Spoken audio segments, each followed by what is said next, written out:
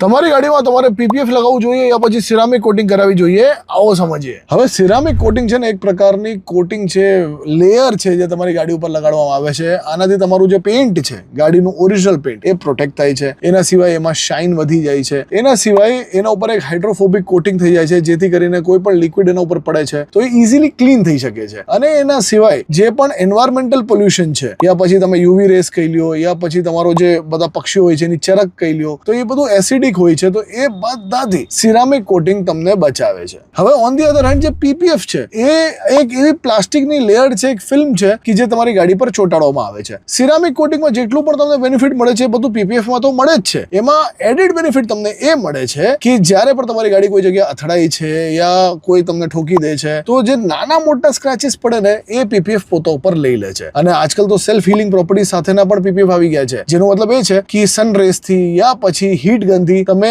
એના ઉપર જ્યારે હીટ ગન ડાયરેક્ટલી મારો યા સનરેઝ એના ઉપર ડાયરેક્ટલી પડતી હોય તો એ પોતાની જાતને જ કવર અપ કરી લે છે અને પોતાની જાતને હીલ કરી લે છે. સો આ વસ્તુનું કોસ્ટિંગ પણ પછી એ પ્રમાણે હોય છે. હવે પીપીએફ ની કોસ્ટિંગ યા પછી સિરામિક કોટિંગ ની કોસ્ટિંગ બંનેમાં ઘણું અંતર છે. હવે એ અંતર જાણ્યા બાદ તમે કઈ વસ્તુ પ્રિફર કરશો બિલકુલથી કોમેન્ટ ડાઉન કરીને બતાવવાનું નહીં ચૂકતા. અને ઓફકોર્સ આવા જ વિડીયો માટે ફોલો કરો ઓટોવે રાખીને.